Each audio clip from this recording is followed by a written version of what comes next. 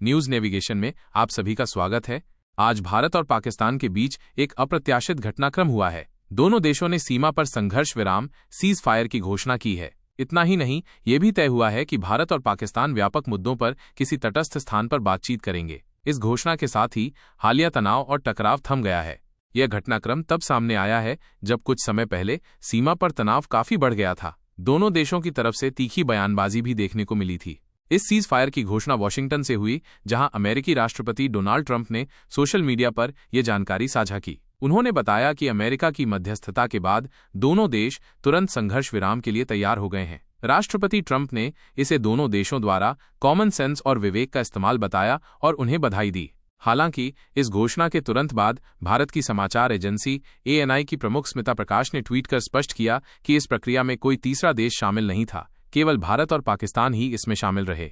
वहीं भारत के विदेश मंत्री S जयशंकर ने भी ट्वीट कर कहा कि भारत और पाकिस्तान गोलीबारी और सैन्य कार्रवाई रोकने पर सहमत हुए हैं, लेकिन उन्होंने भी अमेरिका का कोई जिक्र नहीं किया। पाकिस्तान के विदेश मंत्री इसहाक डार के ट्वीट में भी अमेरिका का नाम नहीं था, लेकिन अमेरिकी विदेश सचिव मार्को रूबियो ने अलग जानकारी दी। उन्होंने बताया कि पिछले 48 घंटों में उन्होंने और उपराष्ट्रपति वांस ने भारत और पाकिस्तान के वरिष्ठ अधिकारियों से बात की, जिसमें प्रधानमंत्री नरेंद्र मोदी, प्रधानमंत्री शहबाज शरीफ, विदेश मंत्री S जयशंकर और पाकिस्तान के सेना प्रमुख असीम मुनीर भी शामिल थे। रूबियो ने यह भी बताया कि दोनों देशों की सरकारें तत्काल सीज फायर के लिए राजी हो गई हैं और जल्द ही किसी तटस्थ स्थान पर व्यापक मुद्दों पर चर्चा होगी।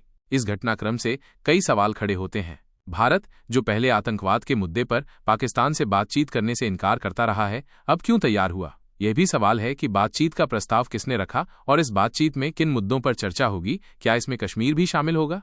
इस बीच सोशल मीडिया पर 1971 के भारत पाकिस्तान युद्ध के दौरान इंदिरा गांधी का एक बयान भी वायरल हो रहा है, जिसमें उन्होंने बाहरी शक्तियों द्वारा भारत को आदेश देने का विरोध किया था। इस घटनाक्रम के बाद कांग्रेस महासचिव जयराम रमेश ने प्रधानमंत्री मोदी से सर्वदलीय बैठक बुलाने की मांग की है, ताकि देश के राजनीतिक दलों को विश्वास में लिया जा सके। आज विदेश मंत्रालय की प्रेस कॉन्फ्रेंस में पाकिस्तान पर सीमा पर सैनिकों की तैनाती और हमले करने के आरोप लगाए गए थे। इसके कुछ देर बाद खबर आई कि 5 आतंकवादियों को मार गिराया गया है और 10 मई की सुबह भारतीय सेना ने पाकिस्तान के भीतर आतंकी ठिकानों को नष्ट करने की बात कही। ये घटनाक्रम सीज फायर की घोषणा से पहले हुआ, जिससे ये सवाल उठता है कि क्या इसकी पहले से जानकारी थी।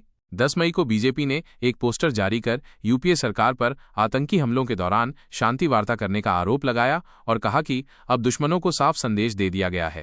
कांग्रेस ने इस पर आपत्ति जताते हुए सरकार और बीजेपी से एकजुटता का संदेश देने की अपील की है। विदेश सचिव विक्रम मिश्री ने सीज फायर की घोषणा के बाद एक संक्षिप्त प्रेस कॉन्फ्रेंस की, जिसमें कोई सवाल जवाब नहीं हुआ। उन्होंने बताया कि भारत और पाकिस्तान के सैन्य अभियानों के महानिदेशकों के बीच बातचीत हुई और दोनों पक्ष आज शाम से सभी फायरिंग और सैन्य कार्रवाई रोकने पर सहमत हुए हैं। वे 12 मई को फिर से बात करेंगे।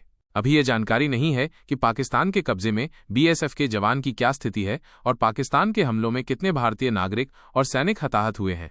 विदेश सचिव से जब भारतीय विमान के नष्ट होने के बारे में पूछा गया तो उन्होंने इसका खंडन नहीं किया, बल्कि कहा कि सही समय पर जवाब दिया जाएगा।